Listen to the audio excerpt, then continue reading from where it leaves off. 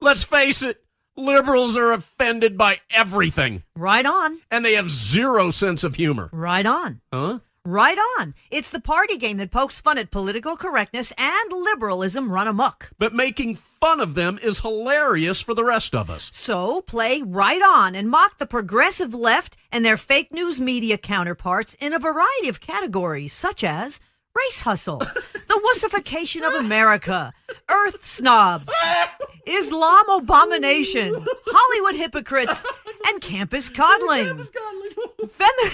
Feminism follies and rainbow games, and don't forget, millennial entitlement and many others. Right on, created by conservatives for conservatives. Because mocking the left feels so right on. Give the gift of all year long by going to RightOnGame.com. That's RightOnGame.com. Use promo code MOJO50 for a 10% discount. That's RightOnGame.com, promo code MOJO50 for 10% off. And while you're there, check out the new drinking game option. Warning, microaggressions contained in this box. Millennials and snowflakes will be offended by its contents. Retreating to safe spaces are highly recommended. RightOnGame.com, promo code MOJO50 for 10% off. RightOnGame.com. You can't handle the truth. The Denise Simon Experience. The Truth Matrix. Vetting, exposing, drilling down to the truth. Rolling Thunder, this is Hitman. Seat over. Hitman, this is Rolling Thunder. Seat out. The Denise Simon Experience. Exposing politics, lies, demagoguery, spin, fraud. Grid to suppress. Mike Charlie, 4 tree 5, 9er 2-1. Grid to mark. Mike Charlie, 4-7 tree 9er, 8-9er, out. Promoting individual situational awareness.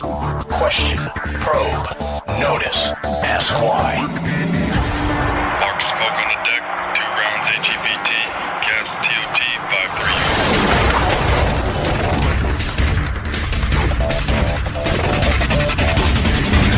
And now, the Denise Simon Experience. Hello, ladies and gentlemen. Welcome to the Denise Simon Experience. I got a lawyer on the phone. I have an author of The Divided Era. I have the owner of Political Vanguard, the website that I sometimes contribute to.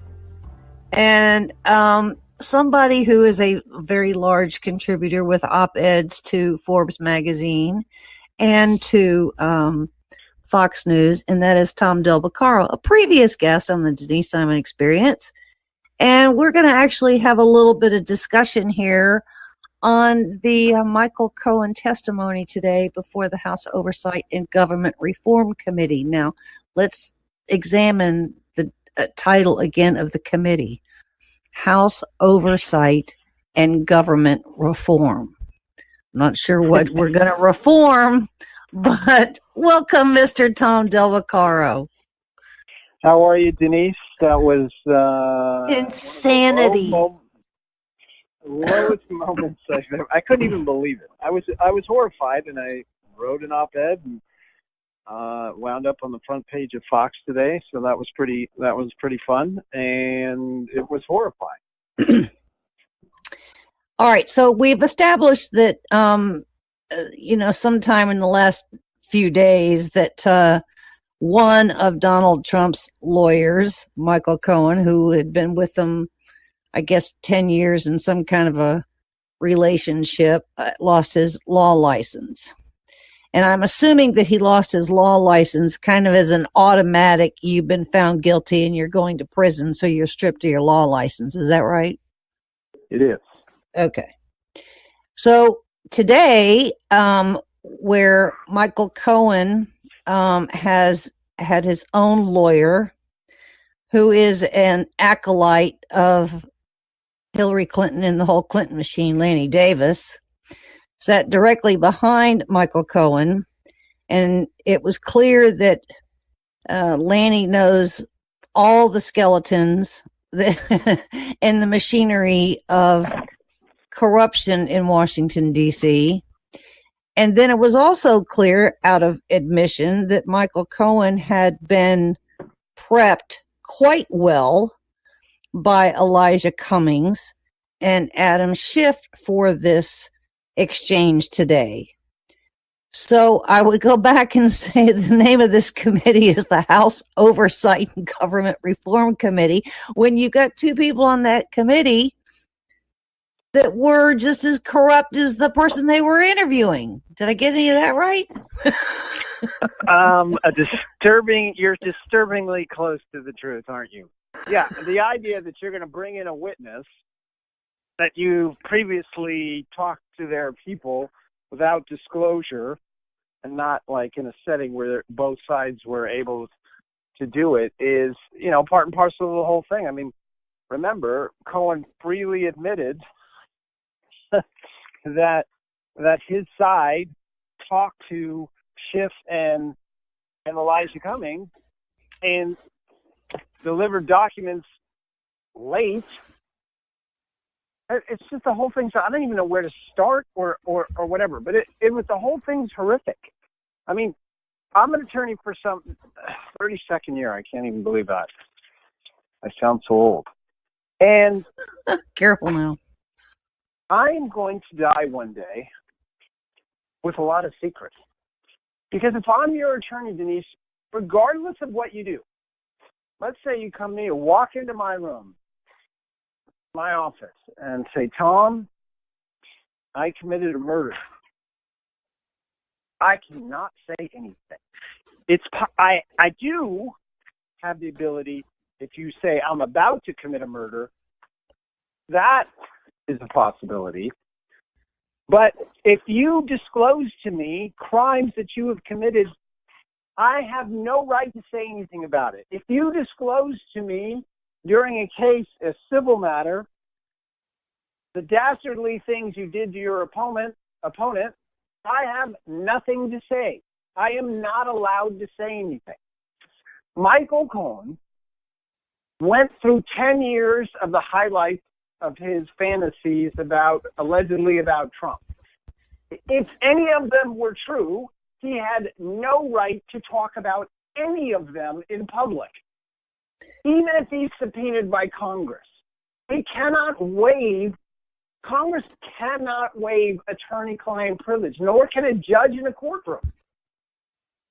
And so what we were entreated to was a horrific display of him making comments on what he claimed Trump said for 10 years. And why it bothered me so is, and I went and wrote it on Fox, it is the notion that people watched him do this, and there's going to be no penalty. Now, are you going to walk into your attorney, and are you going to say to your attorney, I need to tell you something, but are you going to tell someone else? Are you voluntarily going to give up my secrets? The whole point of attorney-client privilege is to allow the person who holds the privilege, the client, not the attorney, to give the information to an attorney so that attorney can effectively represent the client. It's always about the client. It's never about the attorney. And so if someone doesn't feel free to give information and withholds it, he can't get good representation. Criminal defendants get railroaded in those circumstances. Civil complainants or defendants, they would be at a disadvantage to the other side who may have information. But if I don't tell my attorney, he can't defend me. The point of all of this is, I mean, it is so off the charts that, remember when Mueller raided Cohen's offices and took all the documents? Well, what if Cohen had a box from some other client? They also did this in Chicago. What if there was another client? So it chills. Okay, but here they're worried about their information. Let me add two things that may be even more chilling. Elijah Cummings is a graduate of the University of Maryland Law School. He graduated in 1976. He practiced law for 19 years. Okay? Apparently not. Then we have Adam Schiff. Oh my God! Who grew up right next to me, by the way. Who got his jurisprudence He's 2 towns over, 3 towns over. It's terrible. from Harvard Law. And he was the U.S. He was a prosecutor in the U.S. Attorney's Office in the L.A. branch.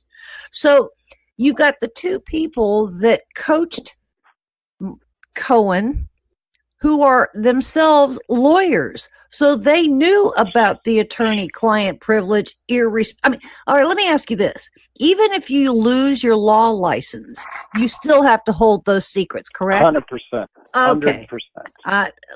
Repeat that for the sake of the listeners. 100%. It is never yours to waive. I'm in a case right now where I got a subpoena by some fill-in-the-blank bad attorneys, where they want documents related to my client. I put them back. It's attorney-client privilege. What the hell are you doing? I'm not, and I can't waive it, and he hasn't waived it. So why are you doing it? It's unbelievable. And let me tell you, it's so important that people feel free to talk to their attorney so they can get the best representation. The moment people feel that they can't talk to their attorney, they lose a huge number of rights. These rights are necessary to make sure that they get effective presentation. There isn't an attorney on the other side, or a prosecutor wouldn't be thrilled if the defendant unilaterally decided, okay, I can't talk to my attorney. They'd be like, okay, this is an easy win. Even if the attorney is fired, he still has to hold all conversations. Correct? 100%. Okay. No rights belong to the attorney.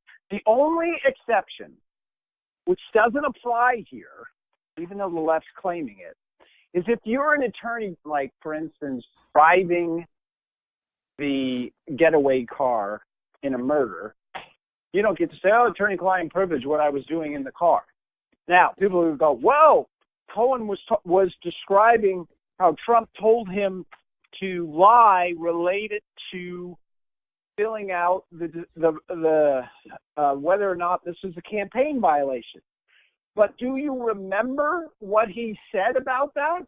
He said the FDNY doesn't want me talking about that. So everything else he was saying,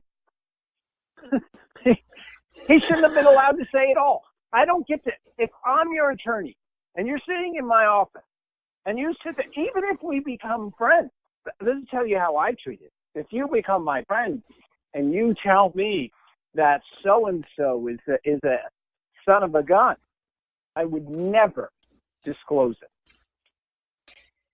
It's that simple.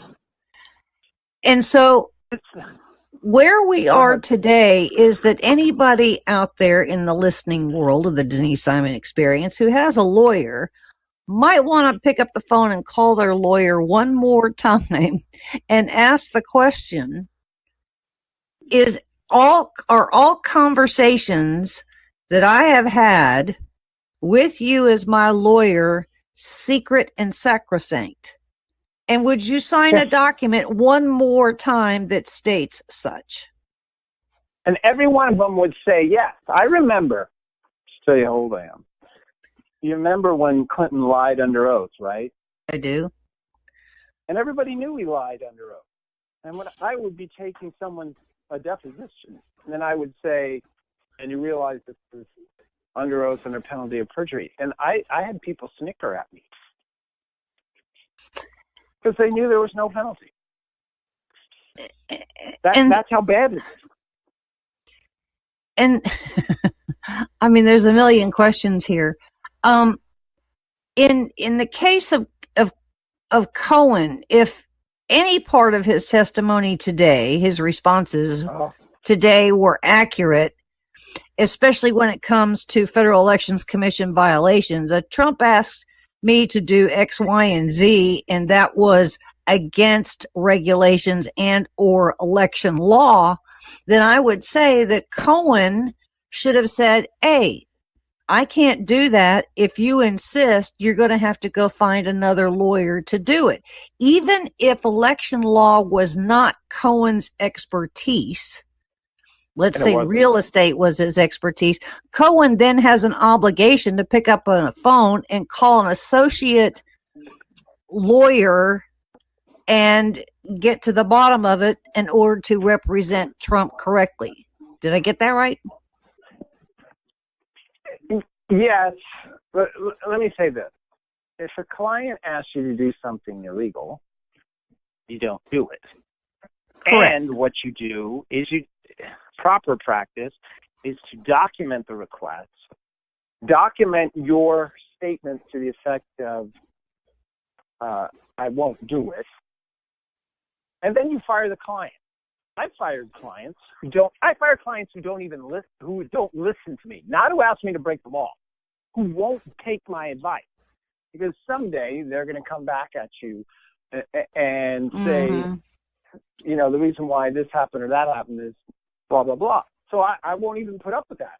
I immediately, on any significant issue, if they're not going to take my advice in a lawsuit, I will say, I'm sorry, I can't work with you, blah, blah, blah. So what Cohen should have done, if he was being asked to break the law, is, as you suggest, he should have written a letter to Trump saying, you're asking me to do X, can't do that, therefore I can no longer work with you, blah, blah, blah. That's what he should have done. But what, interestingly enough, came out today was Cohen himself was a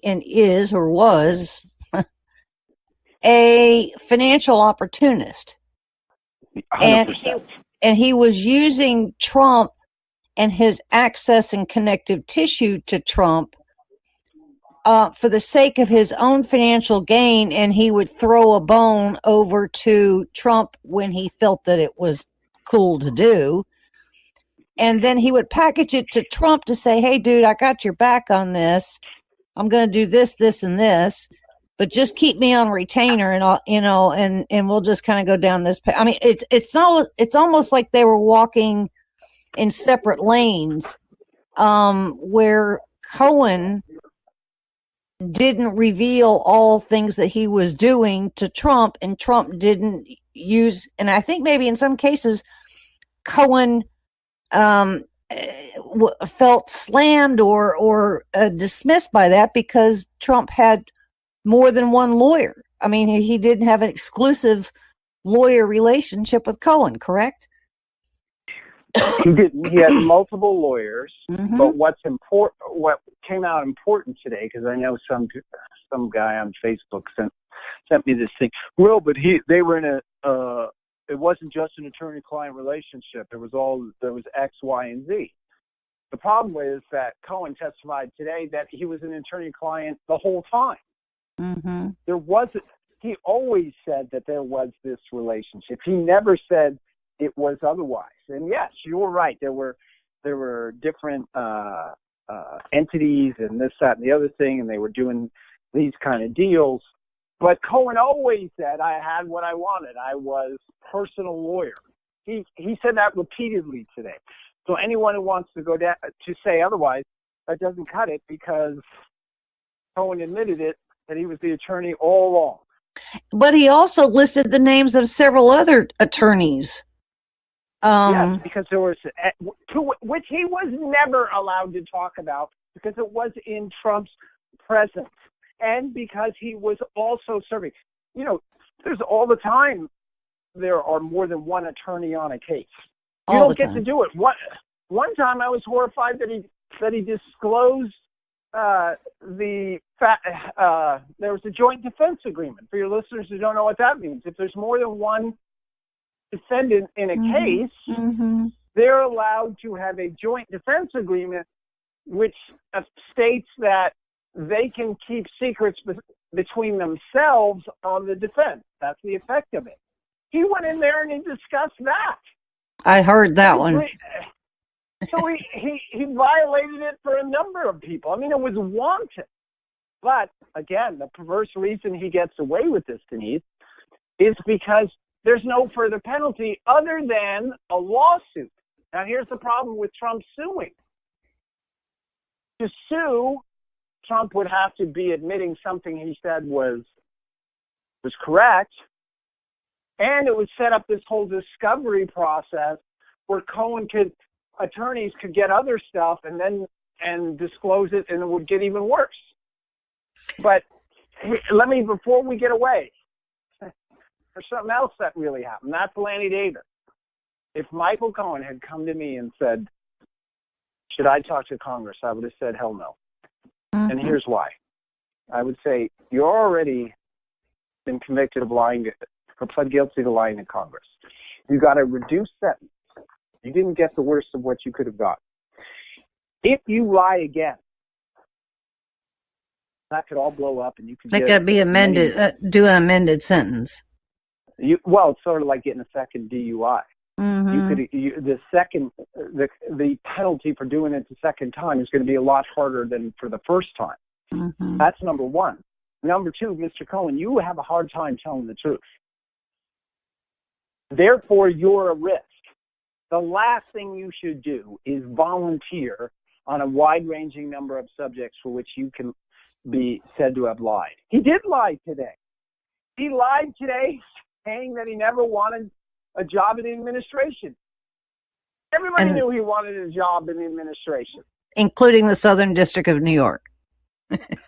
Yes. There was a number of lies by him today. So I'll tell you what is fascinating is I subscribe to several law firms things. One is the National Law Journal, which is also law.com. And I've been waiting all night long for the lawyers over there that send out these emails about the hearing today. Well, I got one, and the title was Cohen Hearing Spotlights Role as Trump's Lawyer, Fixer, and Whisperer. Not anything about violation of attorney-client privilege. Fascinating, isn't it? I would say that your profession needs a review. Most lawyer groups are incredibly liberal, and I refuse to donate to them, and I refuse to, when I sign, each year I get my license, right, renewed, and they always want me to contribute. No. Why would I give my money to a group that gives money to do liberal things? If I get an email tomorrow that says anything that comes from the National Law Journal, anything about the attorney-client privilege violation by Michael Cohen, I'll be sure and let you know. Mr. Tom Del Beccaro, thanks for your diatribe. I absolutely agree with you. I thought of you most of the day during this hearing. And ladies and gentlemen, we got more coming your way, so stay with us.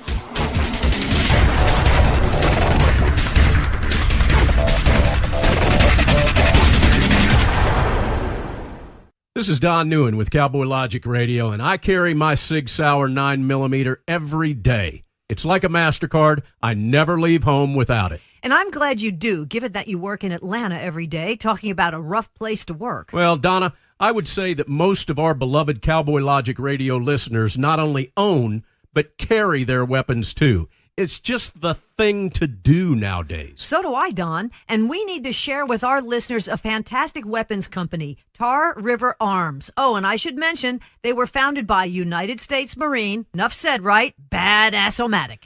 TarRiverArms.com. That's TAR Riverarms.com. Tar River Arms, America's first virtual gun store, makes it easier and more comfortable than ever to purchase your firearm online. And through 3D interactive experiences, you can even view and inspect that gun you're purchasing. They even have weekly specials that eliminate shipping and broker fees, Donna. Great guns, great prices, and great service. And remember, Tar River Arms is veteran-owned and operated. Don, would you expect anything less from a Marine? No, ma'am. At TarRiverArms.com, you can search by caliber, manufacturer, and firearm types. Revolvers, semi-automatic pistols, including your Sigdon, short-barrel rifles, long rifles, shotguns, and NFA silencers. They even have very hard-to-find products such as the H&K MP5. Totally badass. Tar River Arms have some of the coolest high-end tactical weapons made, all at great prices. TarRiverArms.com, U.S. Marine owned and operated. Hoorah! Hey, gang, did you know that the big cellular companies fund liberal causes and candidates, not Patriot Mobile? You're correct, Donna. Did you know that the big mobile companies have spent over $100 million to elect liberal candidates?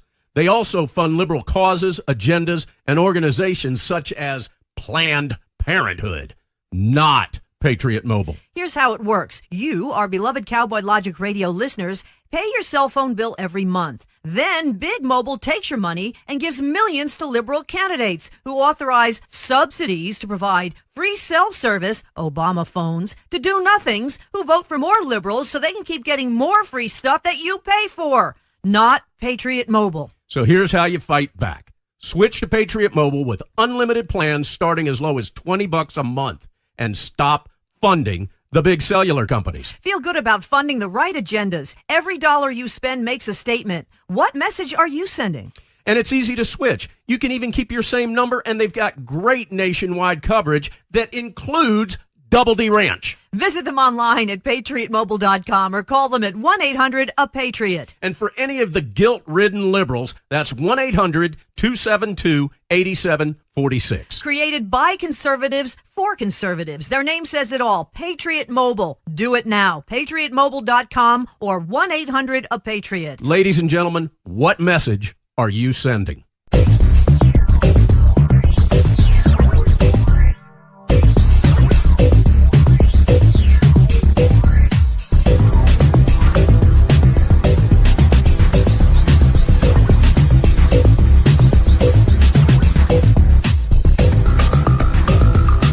Thanks, ladies and gentlemen, for hanging with us here on the Denise Simon Experience.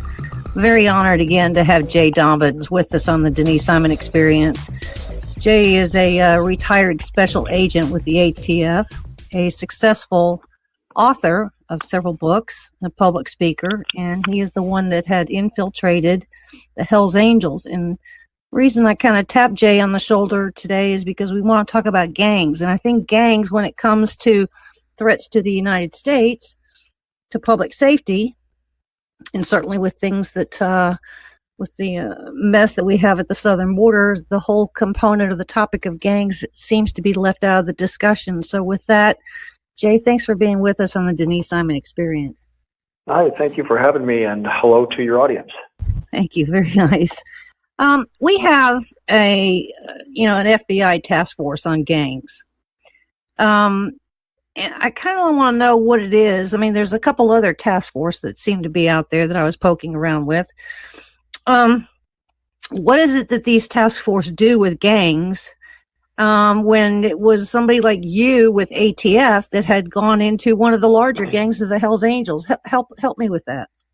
Well, the FBI has their task force, but there's a lot of state and local police departments that have gang task forces as well. Because in law enforcement, we understand that it's organized crime. It's a group of people getting together with bad intent, oftentimes.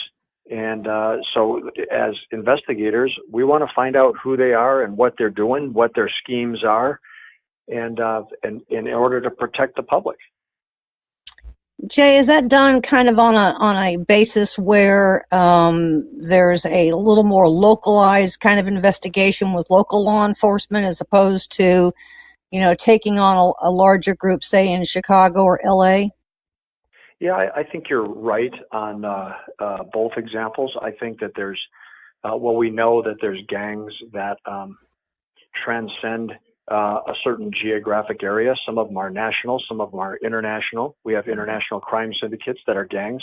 Mm-hmm. We also have localized smaller groups that don't leave their area, cross state lines, do those types of things. So, I have found from my experience that gang life there's some universal elements to it that I think are interesting. It doesn't matter if you're talking about some international crime syndicate like the Hells Angels, or if you're talking about a localized gang of people that get together to protect their neighborhood or sell their drugs or whatever it might be. Most of the people that enter that lifestyle they're looking to belong to something. They're looking to replace something in their life, and they seek some power in doing it. On the most traditional level, when you look at like traditional street gangs, just the whole Crips and Bloods environment, you have gang leaders that approach young people that the gang offers them something that's missing from their life, either a leadership role, a father figure, a safe place to sleep, food to eat, money in their pocket. You take a kid who's getting bullied and traumatized and feels like he has nowhere to go and no help. When that gang says, hey, you come with us, and when you wear our markings, people are going to be afraid of you. You're going to intimidate people. People are going to step aside. People are going to turn sideways on the sidewalk as you walk past. Man, if you're out there getting your ass kicked every day, that's intriguing. And so the distinction then in joining a fraternity, whatever gang it may be, is there's certain kind of sign language, there are markers, there are tattoos, there are certain gestures that make the distinction between one gang over the other, correct? Sure. You back to the basics. You have Crips and Bloods, you have red and blue. Red shoelaces, blue shoelaces, red rags, blue legs, baseball caps, bandanas. You go into like the MS-13 or the Mexican Mafia, La M. Their symbolization is oftentimes through their tattoos. And then another example is like biker gangs. Is it any different that if you have a Hells Angels patch on your back, or a Mongols patch, or a Pagans or an Outlaws, a Banditos patch, you're in essence saying and doing the same thing that Crips and Bloods are with their red and blue. You're identifying who you are associated with. And so then there's power necessarily in numbers. I mean, once this brotherhood is established, and in some cases certainly sisterhood, then it's impossible to leave it. Is that an overstatement, Jay? Maybe. I think to say impossible feels like it's all-encompassing. There's people who leave gang life. There's people who just decide it's not for them. They reform.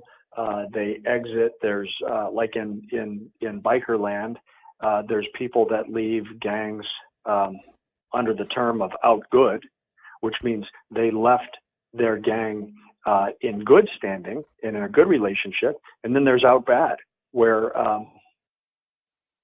people are either kicked out or forced out for whatever reason. Sometimes you're allowed to leave peacefully.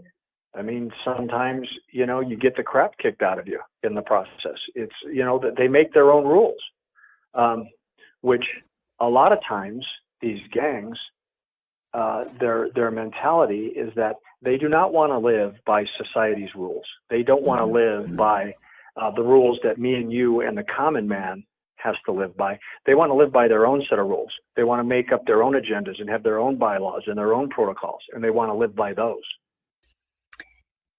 In all fairness, not every gang is a threat to public safety. Would that be? Yeah, I think that's fair when you say not every gang. Okay. I think just by definition and by term, the ones that we're concerned with are the ones that are causing harm to someone else, preying on someone else, victimizing other people, whether it be through drug sales or human trafficking, or prostitution rings or gun trafficking or violence. If you're not involved in in damaging someone, having a victim, being a threat to someone, preying on someone.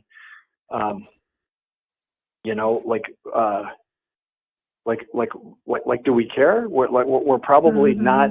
We're probably not interested in you, and in most, it maybe in a lot of cases, people might even have compassion for you or support you. Jay, is there a ranking in the gangland world, and is MS-13 the worst, or is it the Bloods and Crips, or is it the Mexican Mafia? I mean, is there some kind of a ranking order, to which is the most feared and in the most threatening? I think that has a lot to do with where you live, who's predominant, who's the strongest, who has the highest propensity for violence. The MS-13 have gotten a lot of attention lately. A big part of that is the attention that President Trump has drawn to them. He constantly references them. They have a very vicious reputation. The people that are a part of those Central American gang cults have a different upbringing. They have a different view of the value of human life. So when these gangs like the MS-13 start becoming stronger in the United States and gaining membership, and their reputation is that they're hacking their victims with machetes. That's pretty bad. That's very hard for our American culture to process and to understand. But a lot of times, where they come from, it's a way of life. And so, I'm guessing then, in the ranking of danger has to do with, one, their location, and two, who has the worst history as to be the measurement standard. Would that be right? Yeah, and since we're talking about this on this like big picture umbrella of gangs, in my mind, the cartels fall into that too. Yes, thank you. The drug cartels, and when you talk about influence and money and power and violence and intimidation, who's better at it than them? And so the $64,000 question then is, we have something called terror organizations that we designate. They can be international or they can be domestic.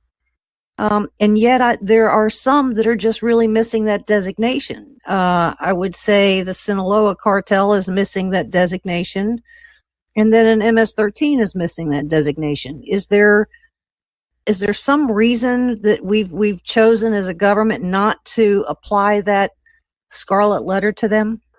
I think that there's accepted terminology, accepted definitions that at least accepted by law enforcement that are qualifiers, and maybe your gang maybe does not have an element in there that meets that qualification. But bottom line is most of them, I won't say all of them, but I'll say most of them, at least from my experience, they have two elements that are universal: hate and money. They have adversaries, they have rivals, they have people they hate, and most of them, again, I'm not saying all of them, but most of them are driven financially. Most of them are driven by criminal activity that's going to generate money for them individually or for their group. So it's almost like an underground human connection that these gangs have among themselves in their respective membership, right? Yeah, and it depends on what their motivation is. If you are a small drug running gang organization, maybe you're interested in controlling your neighborhood. Maybe you're interested in controlling a street corner. Maybe this is our corner, and this is, you want to come and buy whatever it is you want to buy.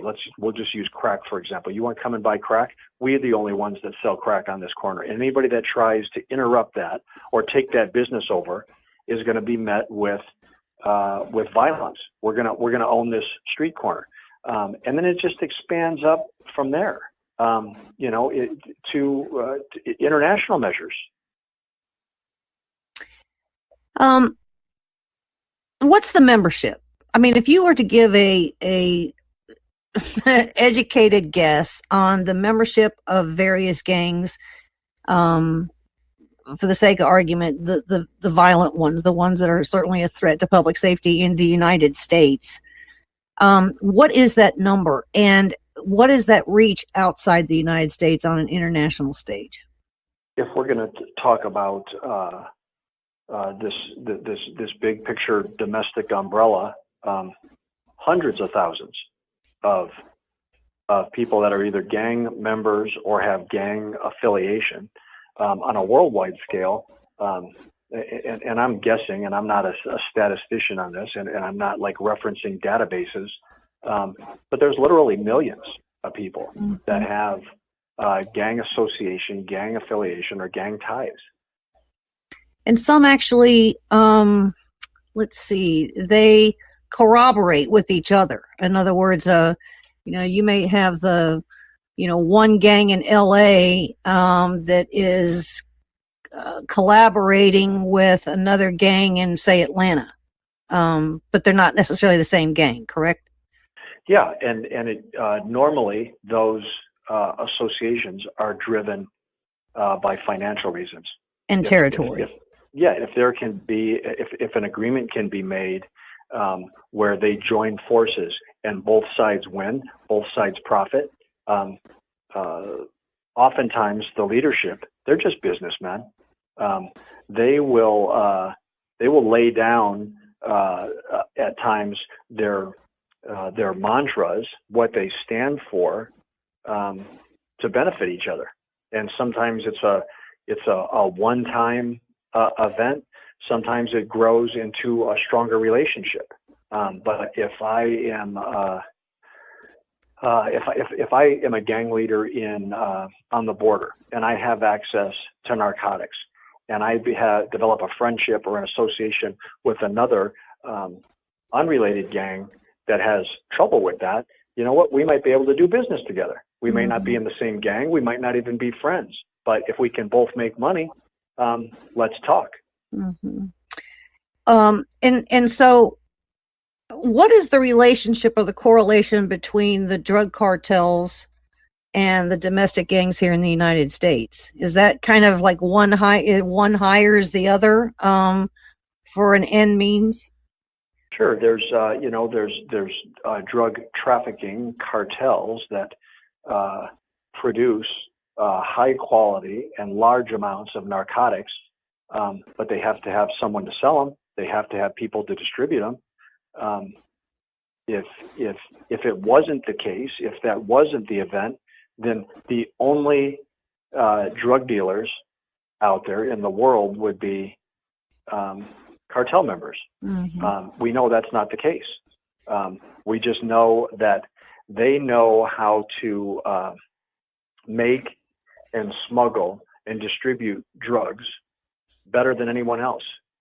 You look back at the meth craze, let's say 20 years ago, we were reading and hearing and seeing and responding to meth labs all over the United States. The whole Breaking Bad scene of people cooking meth in bathtubs, in kitchen sinks, using like all kinds of crazy chemicals to feed this demand for methamphetamine. Well, the cartels are pretty smart. They see like what we want. They see what our consumers want. And they're like, okay, if I've got Billy Bob cooking methamphetamine in his RV sink,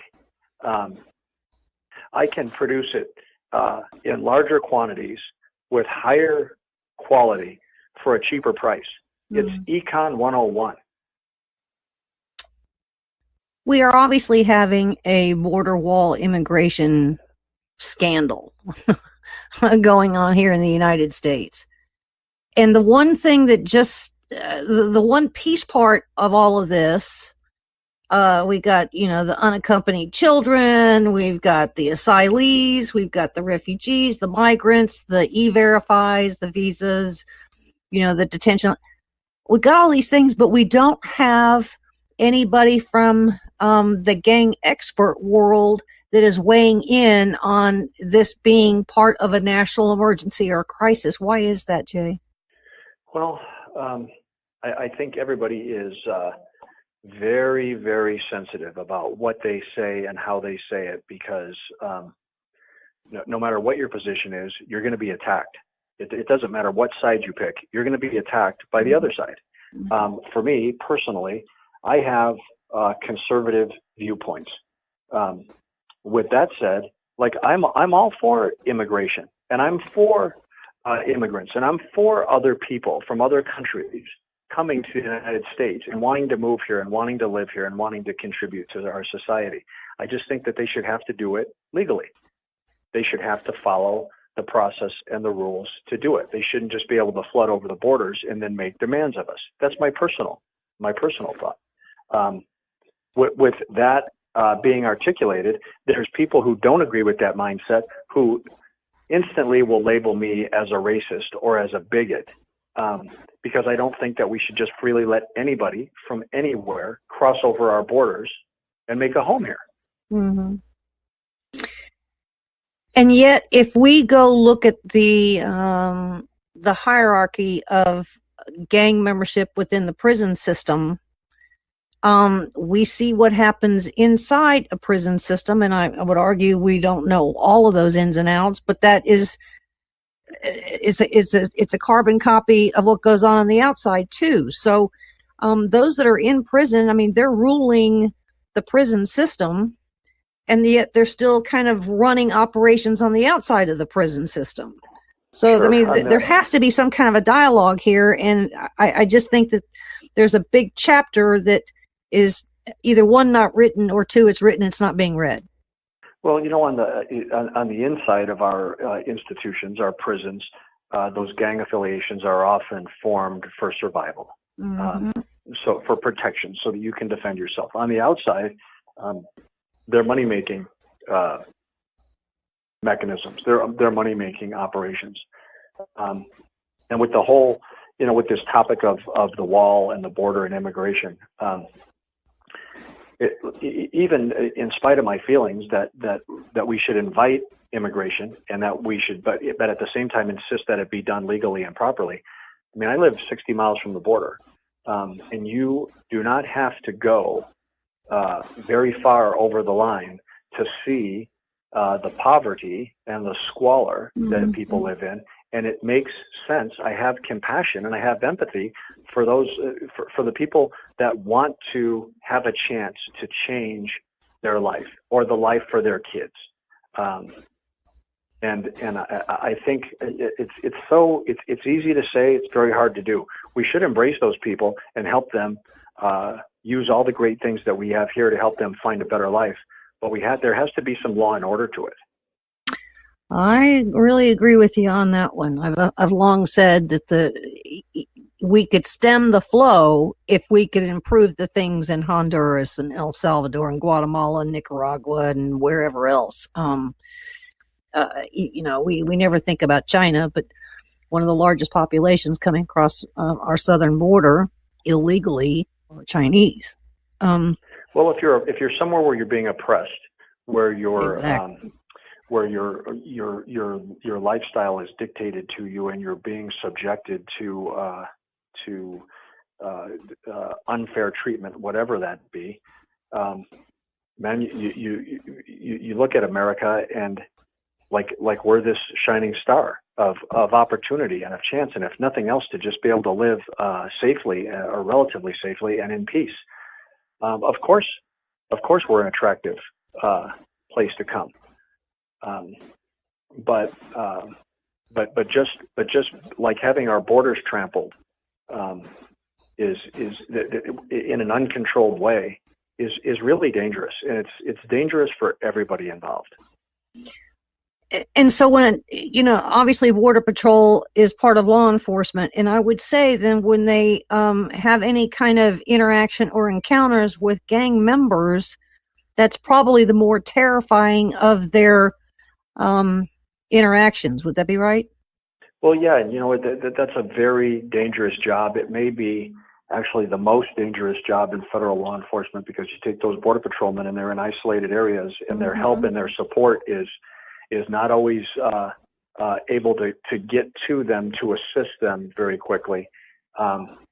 And when you encounter anybody, whether they be a gang member or not, when you encounter anyone, any human being that's desperate, it makes it dangerous. Yeah. Now, when that desperate person is a gang member and has a history of violence, maybe is backpacking narcotics and knows that there's a penalty paid if that load of narcotics is not delivered, all these different elements of desperation that any individual might hold just makes the danger that person creates even higher. So it's not just a matter of basic public safety if you happen to be in a suburb of Chicago or over there in the Bronx in New York or in Cobb County, Georgia, suburb of Atlanta, but it is certainly a larger threat to Border Patrol and to law enforcement that is also part of the dialogue that's not happening, correct?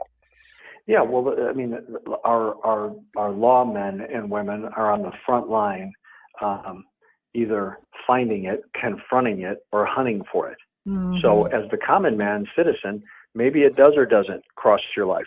Maybe it does or doesn't intersect with where you live or as you go on about your daily business.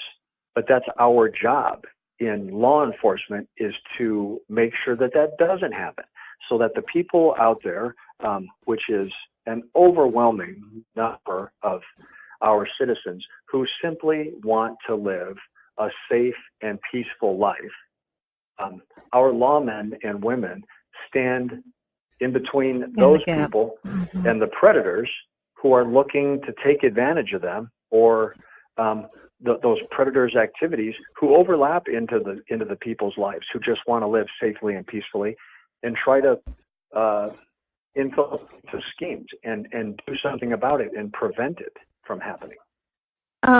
Mr. J. Dobyns, thank you for being with us. Thank you for your continued service, even in your retirement days, to public safety. And ladies and gentlemen, big round of applause to J. Dobyns, and there's more coming your way, so stay with us.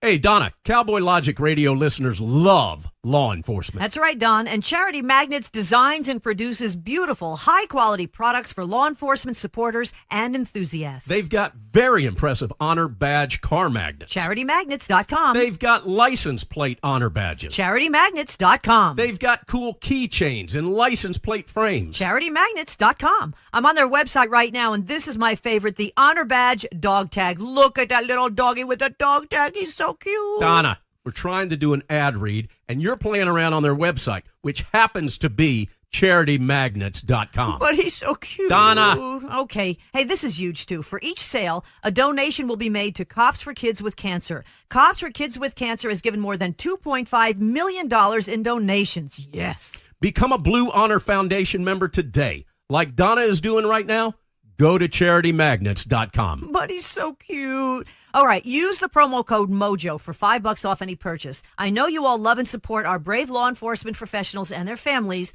Show your support today by going to CharityMagnets.com and check out that little puppy. He's so cute. Hey, Don, can we go to the pound, get another rescue dog, please? Pretty No, please? Donna, no. 5 rescue dogs are enough, but I'm going to CharityMagnets.com, and I'm making some purchases right now. Become a Blue Honor Foundation member today. Enter MOJO at checkout and get $5 off. CharityMagnets.com. Let's face it, liberals are offended by everything. Right on. And they have zero sense of humor. Right on. Huh? Right on. It's the party game that pokes fun at political correctness and liberalism run amok. But making fun of them is hilarious for the rest of us. So play right on and mock the progressive left and their fake news media counterparts in a variety of categories, such as Race hustle, the wussification of America, Earth snobs, Islam abomination, Hollywood hypocrites, and campus coddling. Feminism follies and rainbow games, and don't forget, millennial entitlement and many others. Right On, created by conservatives for conservatives. Because mocking the left feels so right on. Give the gift of all year long by going to RightOnGame.com. That's RightOnGame.com. Use promo code MOJO50 for a 10% discount. That's RightOnGame.com, promo code MOJO50 for 10% off. And while you're there, check out the new drinking game option. Warning, microaggressions contained in this box. Millennials and snowflakes will be offended by its contents. Retreating to safe spaces are highly recommended. RightOnGame.com, promo code MOJO50 for 10% off. RightOnGame.com. You can't handle the truth. The Denise Simon Experience. The Truth Matrix. Vetting, exposing, drilling down to the truth. Rolling Thunder, this is Hitman. Seat over. Hitman, this is Rolling Thunder. Seat out. The Denise Simon Experience. Exposing politics, lies, demagoguery, spin, fraud. Grid to suppress. Mike Charlie, 4 tree 5, 9er 2-1. Grid to mark. Mike Charlie, 4-7 tree 9er, 8-9er, out. Promoting individual situational awareness. Question, probe, notice, ask why. Lock smoke on the deck. 2 rounds HEPT. Gas TOT 5-3.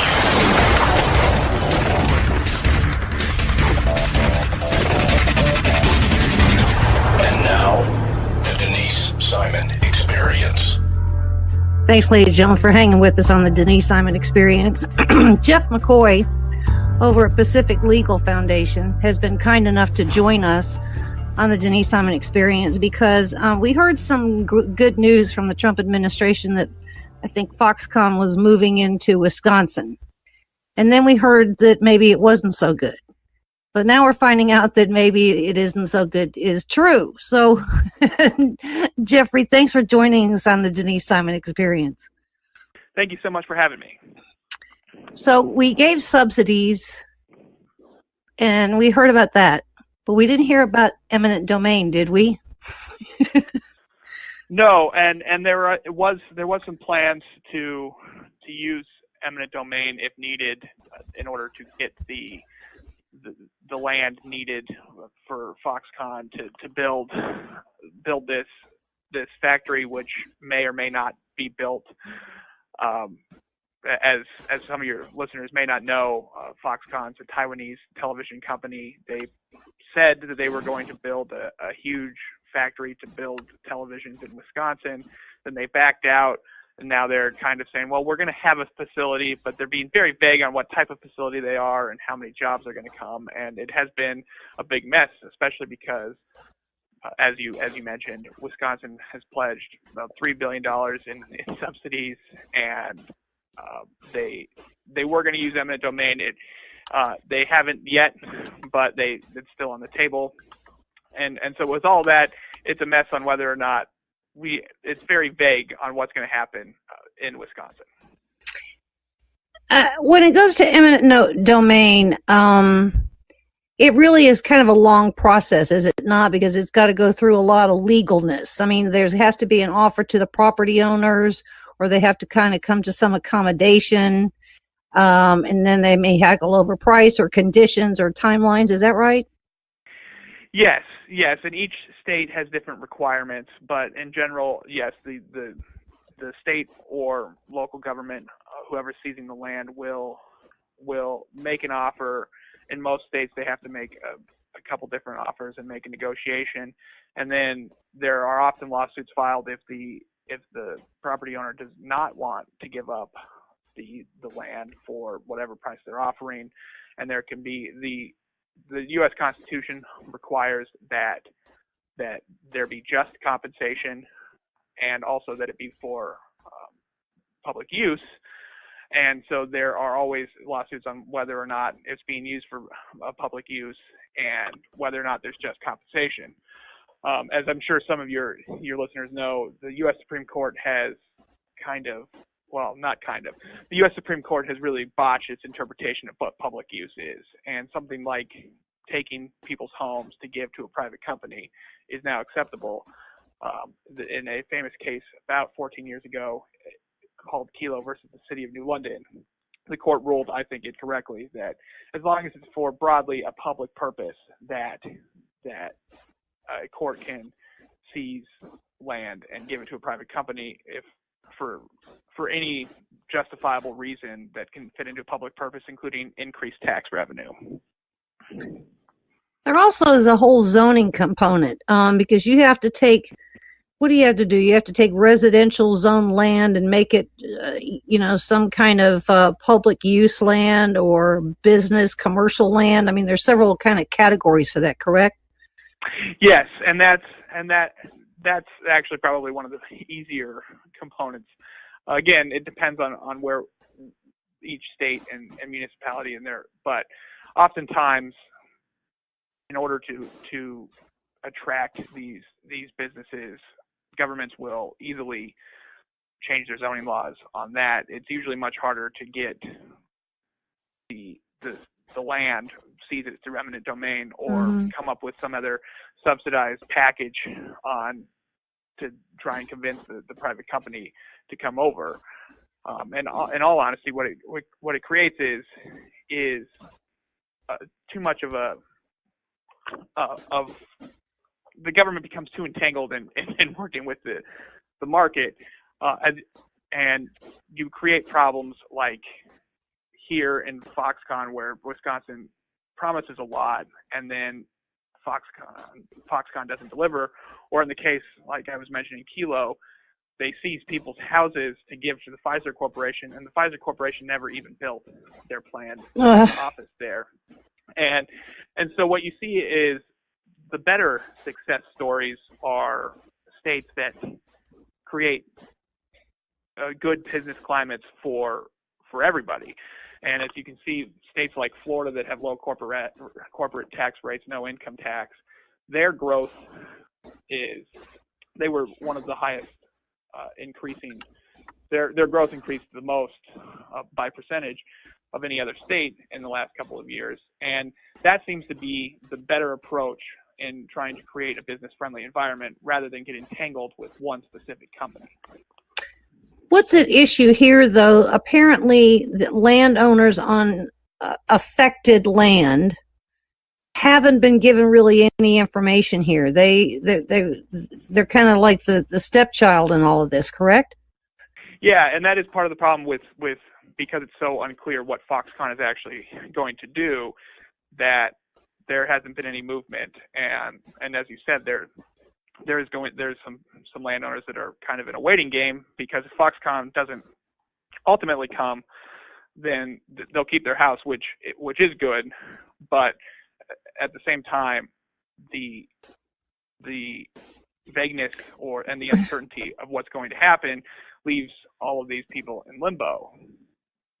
Yeah, I mean, you go through a zoning thing, which is the easiest step, and then if this Foxconn thing doesn't happen, or they turn around and look at other property to do this, I think a $10 billion factory, then they have to rezone again and go back to residential.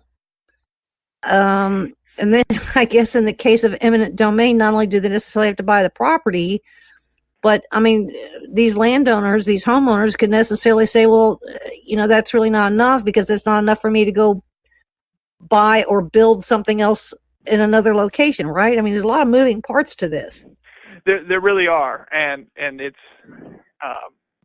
like I said, it just kind of demonstrates many of the problems with focusing on and getting entangled with specific companies rather than just creating a business-friendly environment all around. If you create an environment where there's more open negotiations and where the government is not getting involved and being the hammer to get the property that Foxconn needs, then they'll most likely be much more open negotiations, and Foxconn would have come in and be like, well, here's our plans, and there would be more certainty to it if in terms of the negotiations. But now Wisconsin has already promised some money, and Foxconn's already received some money from Wisconsin.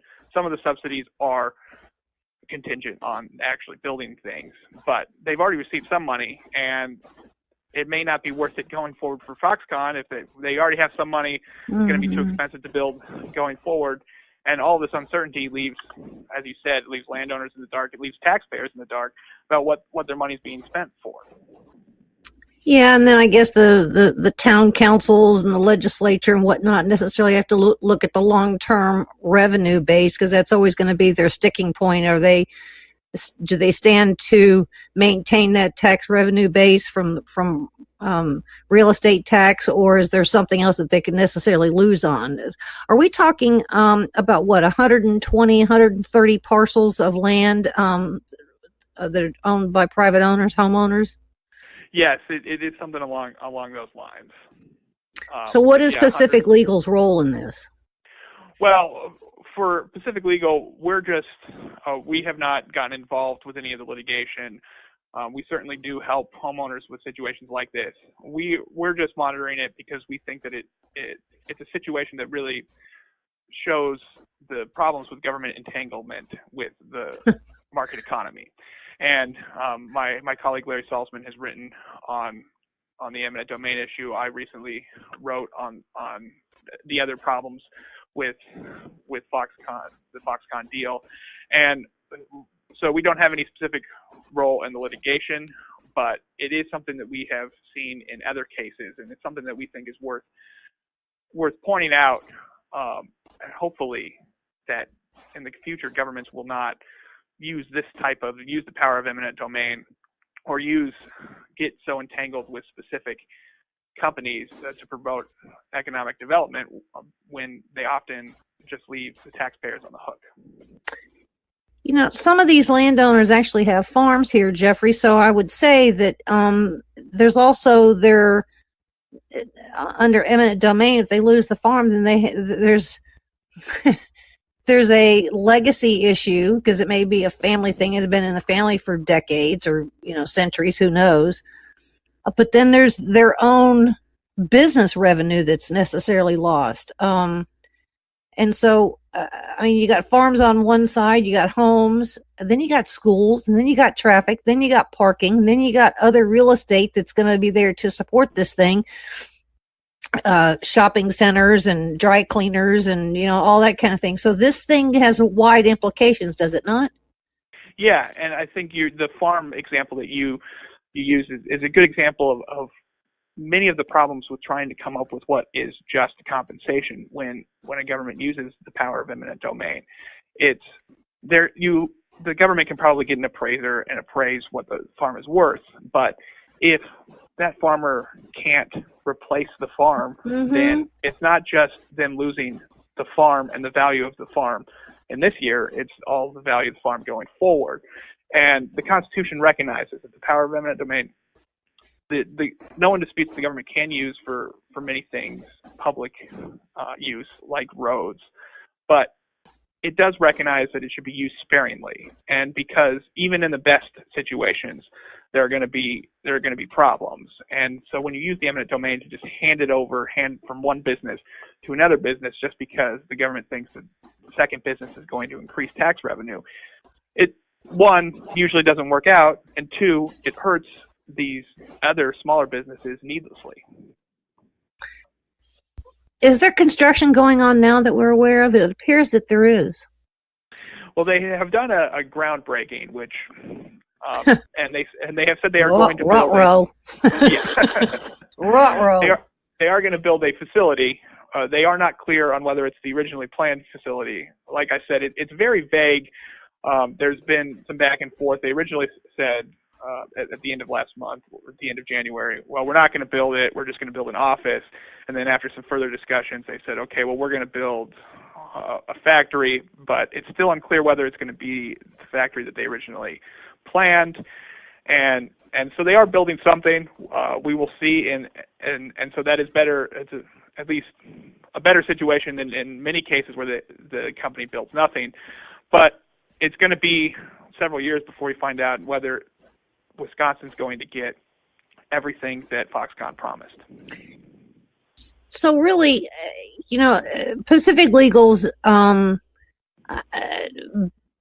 best cases, I guess, or expertise, let me put it that way, is property rights. And, protecting property rights against a state government, a federal government, and then large corporations, that's almost like a Goliath and David thing, right?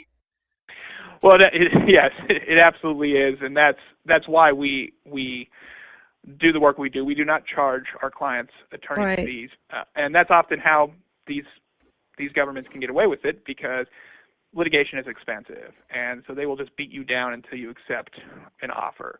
And we try, and in many different cases, we find landowners that can't afford, and if they are being abused in many different ways, not just eminent domain, but overzealous regulation, and arbitrary enforcement of regulations, and we help them fight the government so that they can keep their homes, use their homes, and participate in the market economy as the framers intended.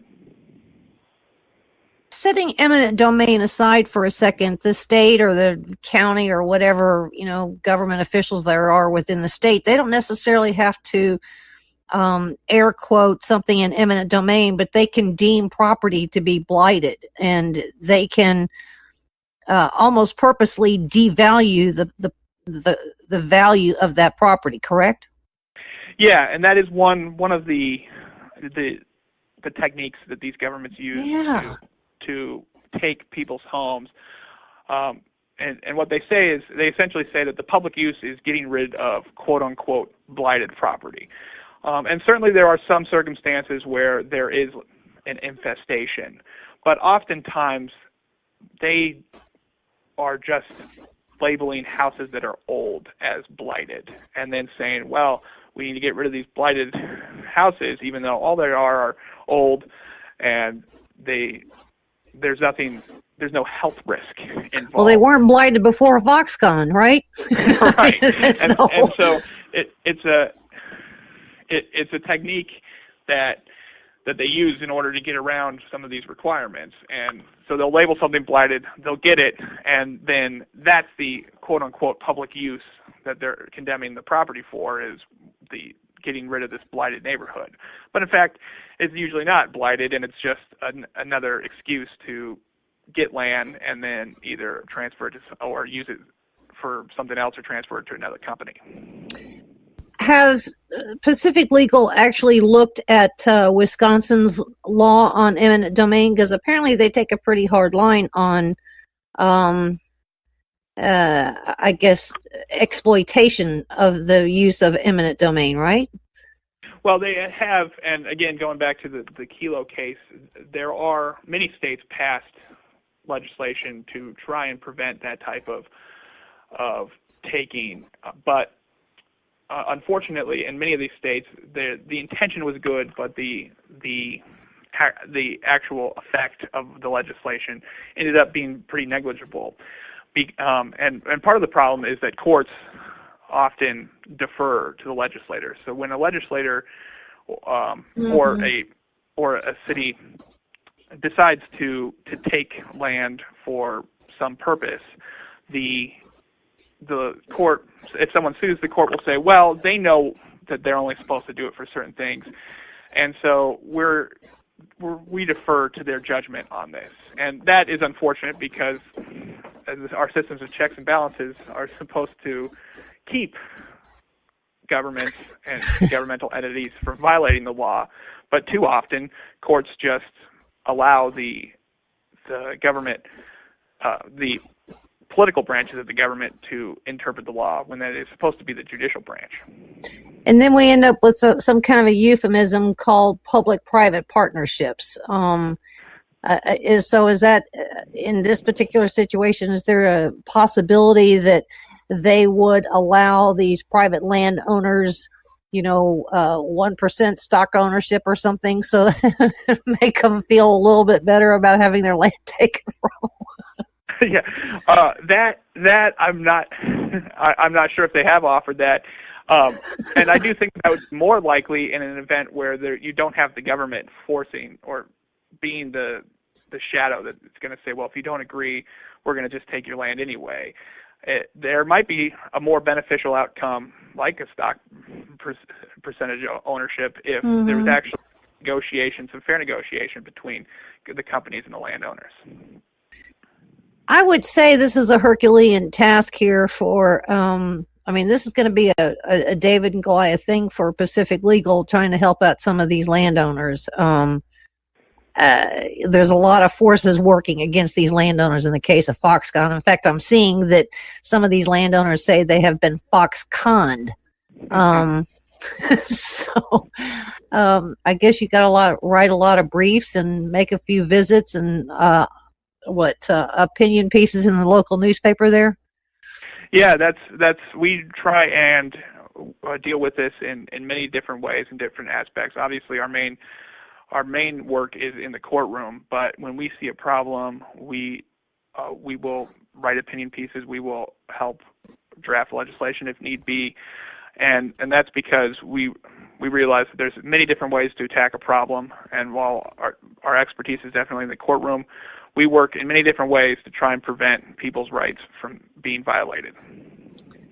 Ooh, I would say this is a lot of work ahead. It's fascinating to necessarily understand.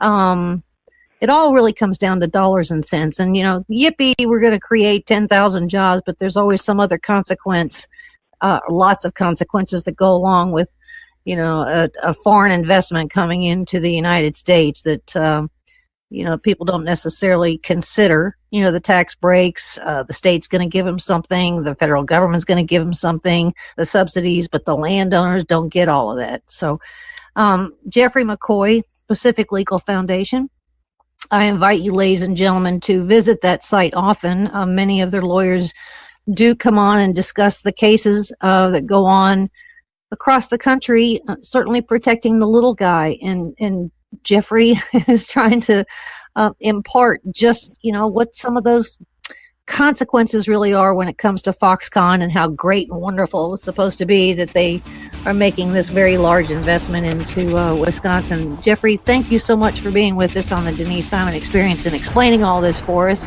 And ladies and gentlemen, there's more coming your way, so stay with us.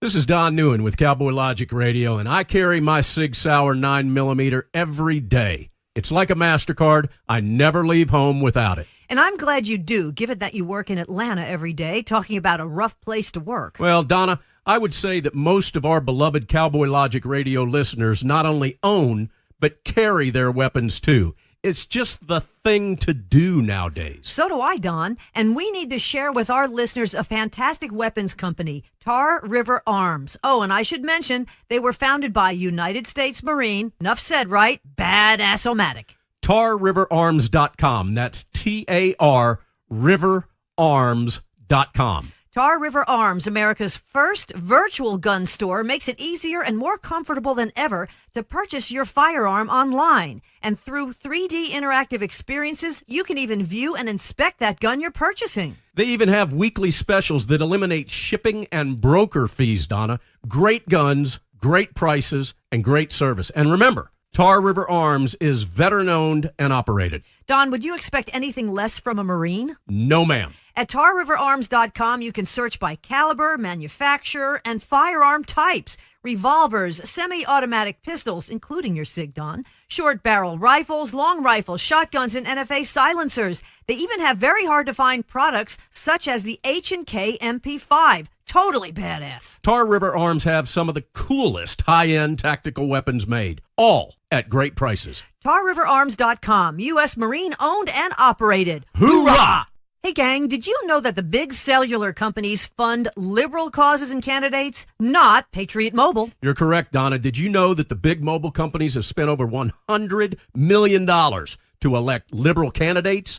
They also fund liberal causes, agendas, and organizations such as Planned Parenthood, not Patriot Mobile. Here's how it works. You, our beloved Cowboy Logic Radio listeners, pay your cell phone bill every month. Then Big Mobile takes your money and gives millions to liberal candidates who authorize subsidies to provide free cell service, Obama phones, to do-nothings who vote for more liberals so they can keep getting more free stuff that you pay for. Not Patriot Mobile. So here's how you fight back. Switch to Patriot Mobile with unlimited plans starting as low as $20 a month and stop funding the big cellular companies. Feel good about funding the right agendas. Every dollar you spend makes a statement. What message are you sending? And it's easy to switch. You can even keep your same number, and they've got great nationwide coverage that includes Double D Ranch. Visit them online at patriotmobile.com or call them at 1-800-A-PATRIOT. And for any of the guilt-ridden liberals, that's 1-800-272-8746. Created by conservatives for conservatives. Their name says it all. Patriot Mobile. Do it now. patriotmobile.com or 1-800-A-PATRIOT. Ladies and gentlemen, what message are you sending?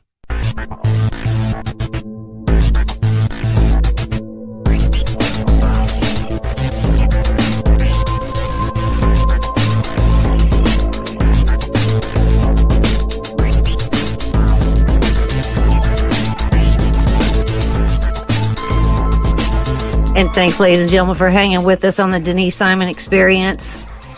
You know, when government agencies do some things that are have you kind of tilting your head, the one person that always seems to be right on top of it is my dear buddy. I'm very happy that Adam Andrezejewski could join us. He is the CEO and founder of Open the Books.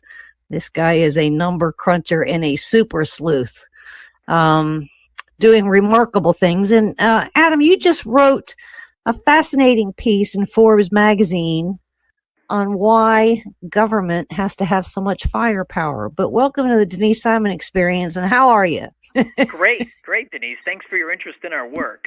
And look, it doesn't matter if it's George W. Bush, Barack Obama, or in this case, President Trump. Unfortunately, what we have found, our auditors have found at openthebooks.com, that rank and file, traditionally paper-pushing federal agencies, these are the regulating agencies, some healthcare agencies like the VA, they are stocking up, purchasing rounds of ammunition, guns, ammo, military-style equipment, tactical equipment in these rank and file traditional non-military, non-law enforcement federal agencies. Okay, here's the big thing. How did this come on to your radar? It was something that many of us were following during the Obama administration. Some of this actually kind of goes back to the Obama administration, but this is still on your radar. How did it get on your radar? Well, Denise, as you know, when we're like a rat terrier. When we get on an issue, we don't let go.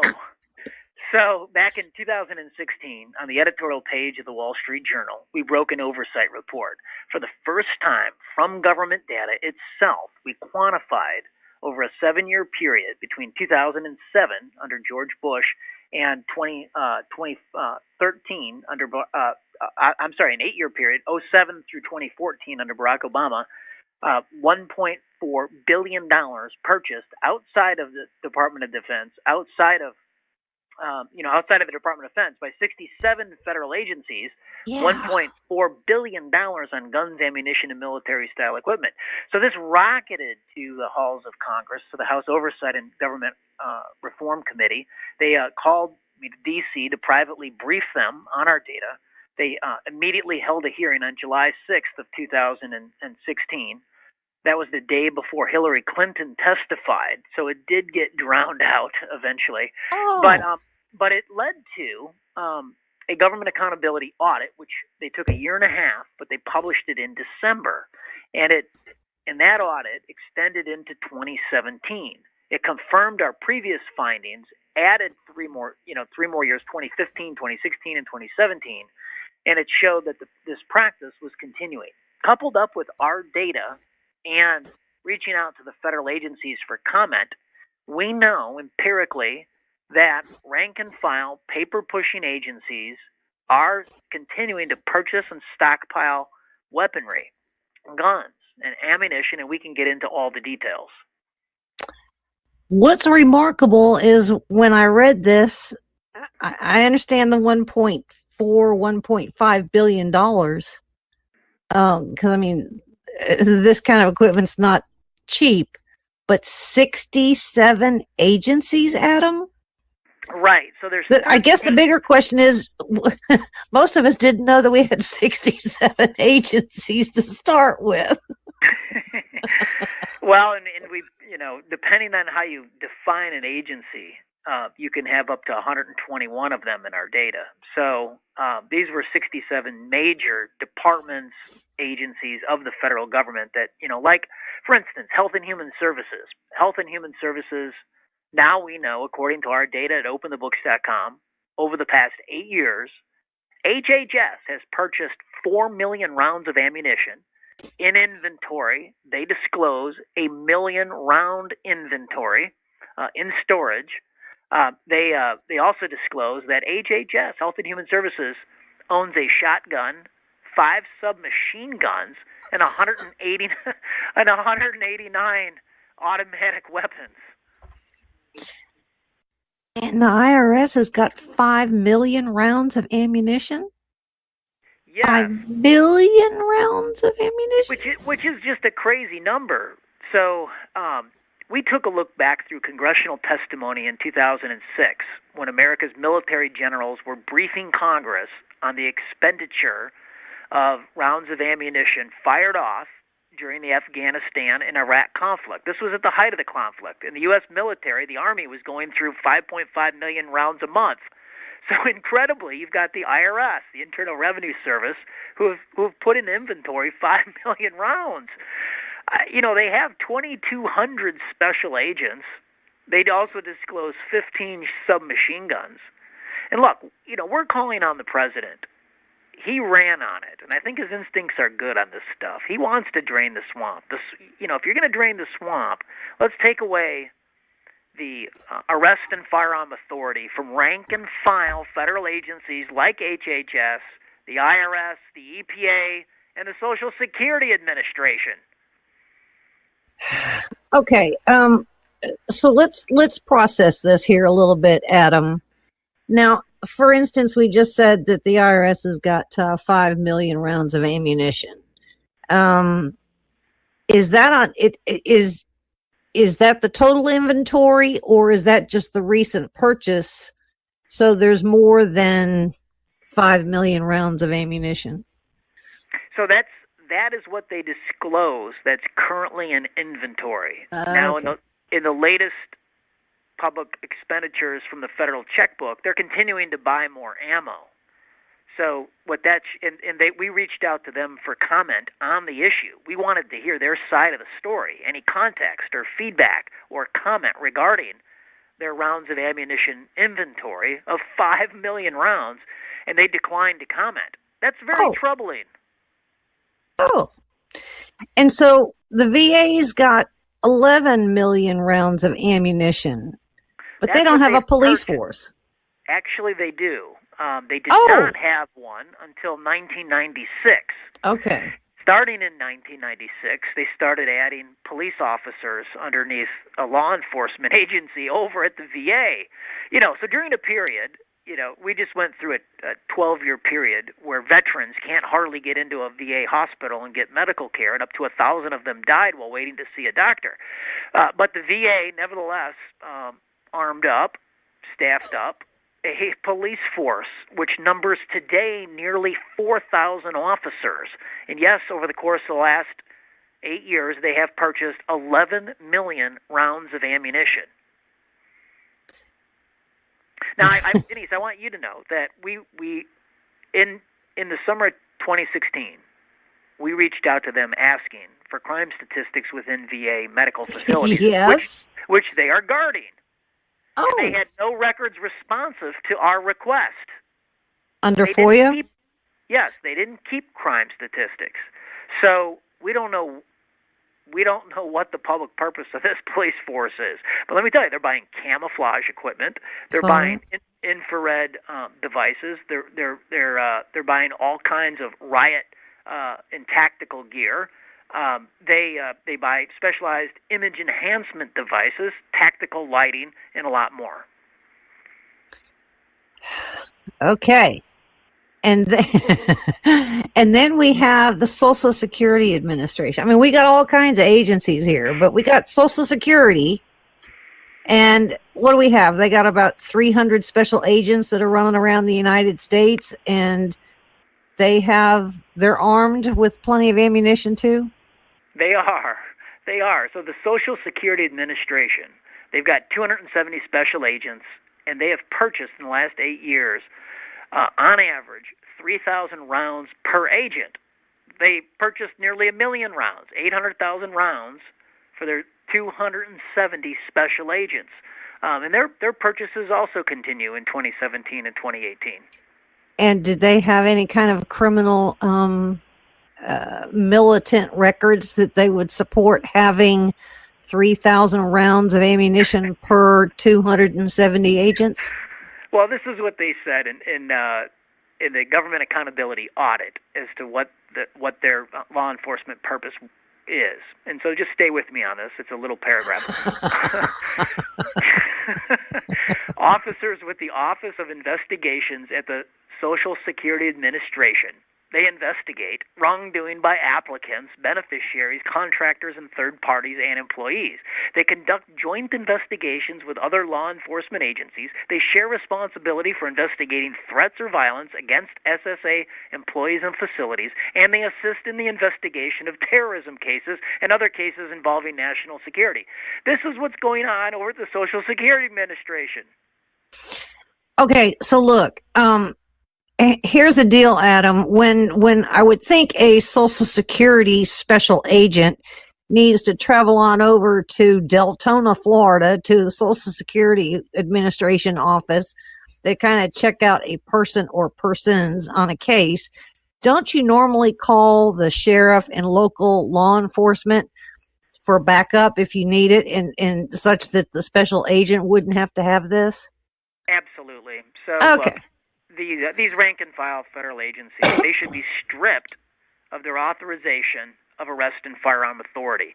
If they can build a case, they can bring in the U.S. Marshals. They can bring in look, there's about 6,000 law enforcement and police agencies at the local and state level across the country. There's plenty of police power in this country. They can lean on that law enforcement power to do their jobs.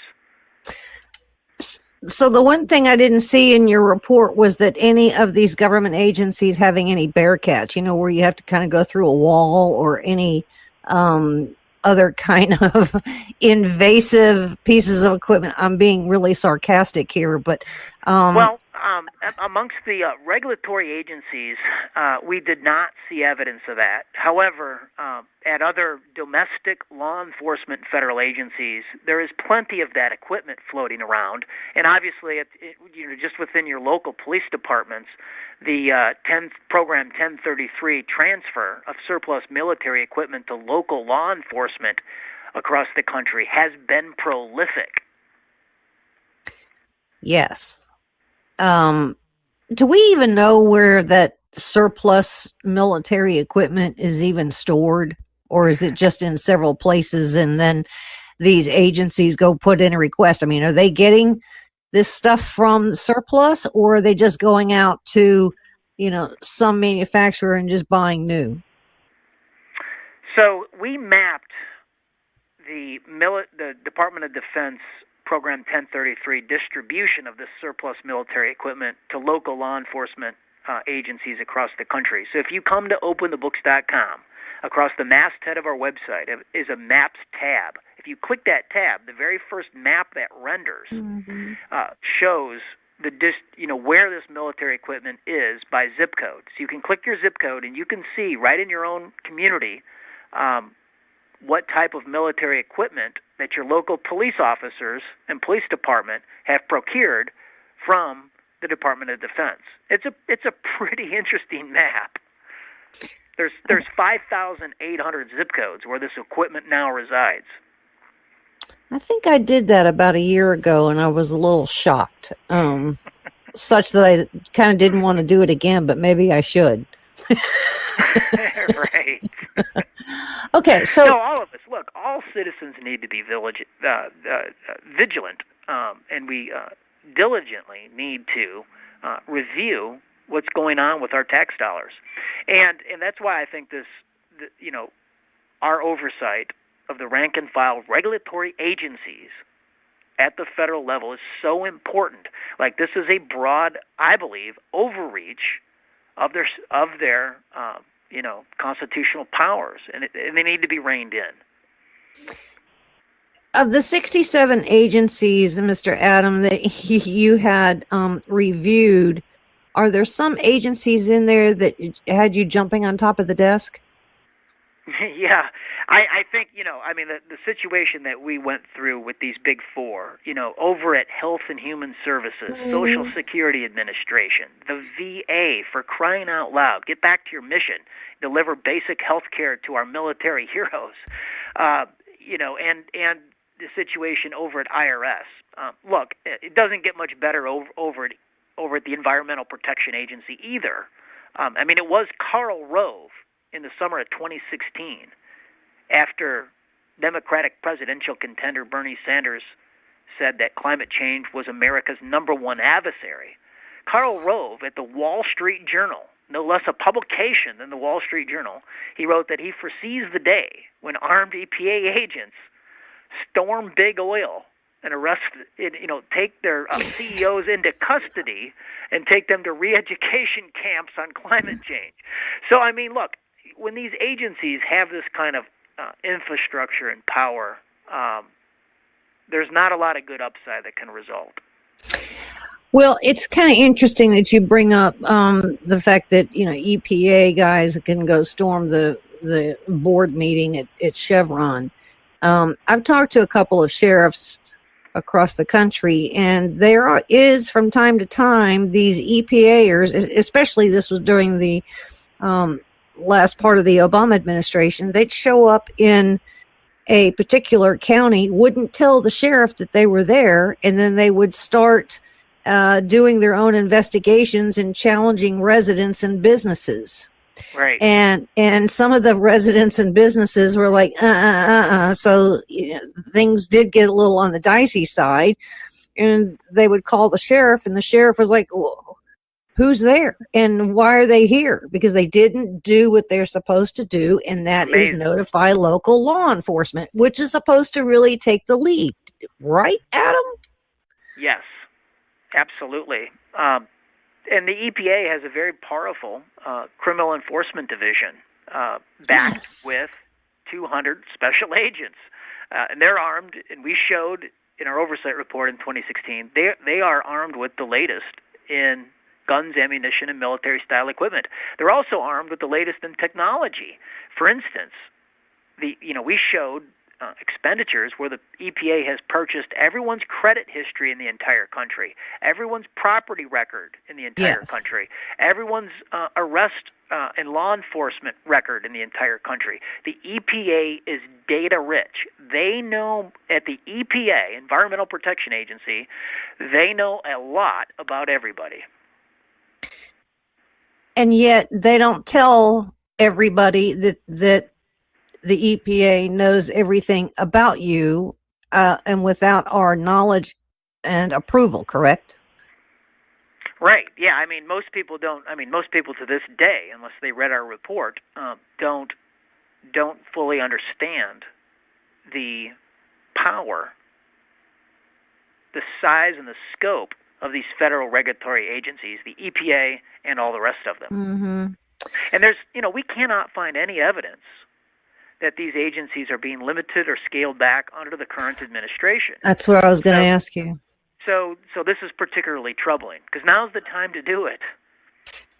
And so I think Trump last year really kind of floated the idea that he wanted to reorganize and, I would say, streamline a lot of duplications of missions and departments and agencies, and kind of reorganize the federal government. And all of a sudden you had the union people and the heads of some of these agencies flipping out, right? Well, the president's instincts on all of this stuff have been very good. If you take a look at the budgets he's actually submitted to Congress, to the Republicans when they controlled the House and the Senate, those budgets were just amazing documents to limit the size, scope, and power of the federal government. They get the federal government off the backs of the regular people of this country.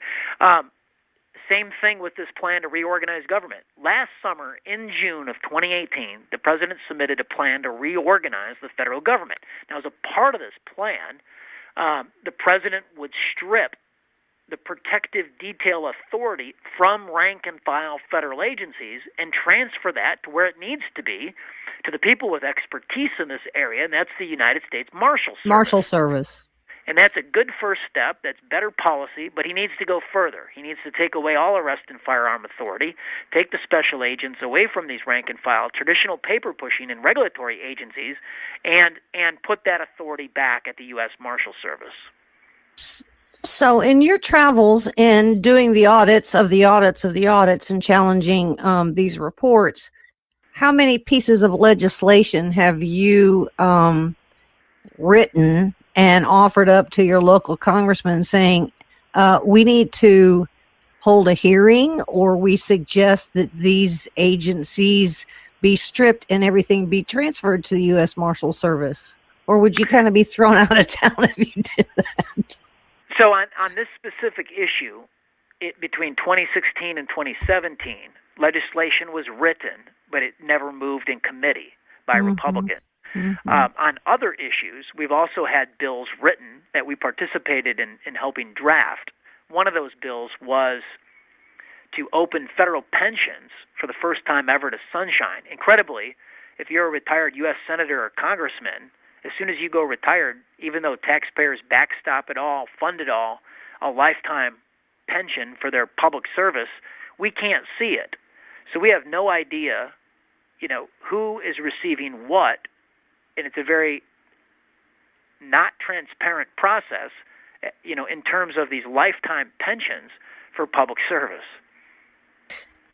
So, Adam, I would say that there should be, you need an army of people that can help you do what it is that you do. I mean, I'm sure that you're filing FOIA requests and you're going through ledgers and you're going through monthly reports and testimonies and all.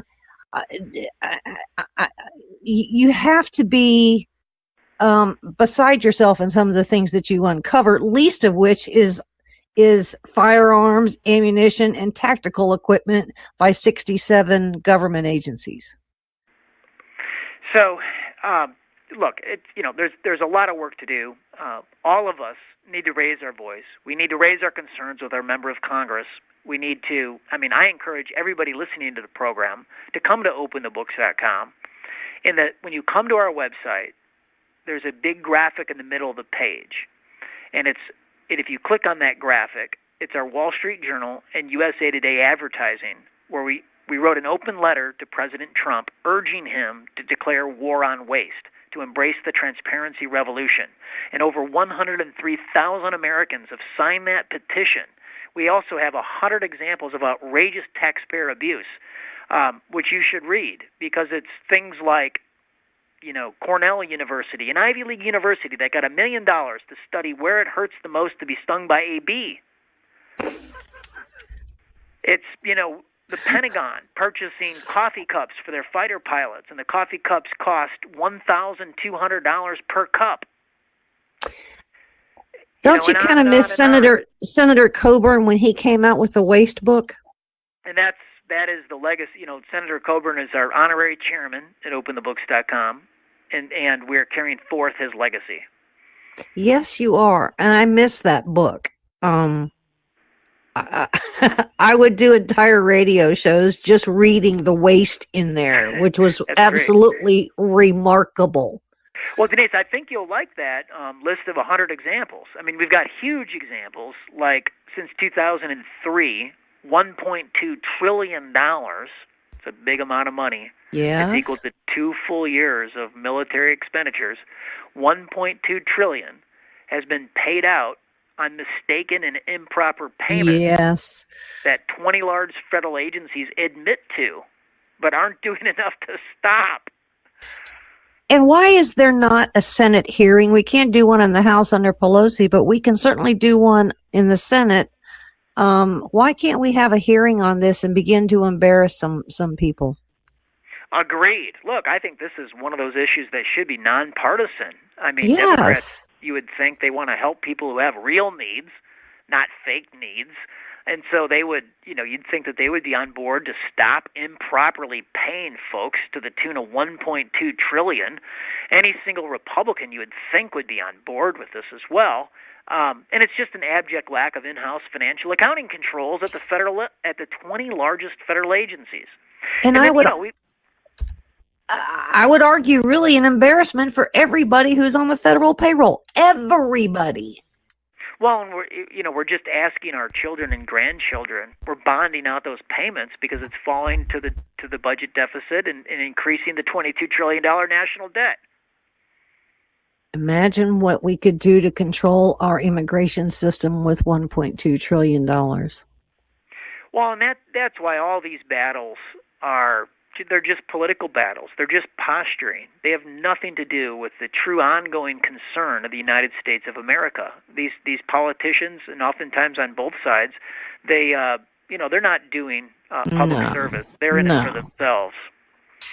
Ladies and gentlemen, a huge, huge round of applause to Adam Andrezejewski. Openthebooks.com. Go over there and sign up, sign in, submit a donation, and start poking around. You'll be really happy that you did, but maybe not so happy, but you got to do it because he's doing the work that we need to have done. Thank you, Mr. Adam, for being with us on the Denise Simon Experience. Thank you for your good work. And ladies and gentlemen, we'll see you again very soon.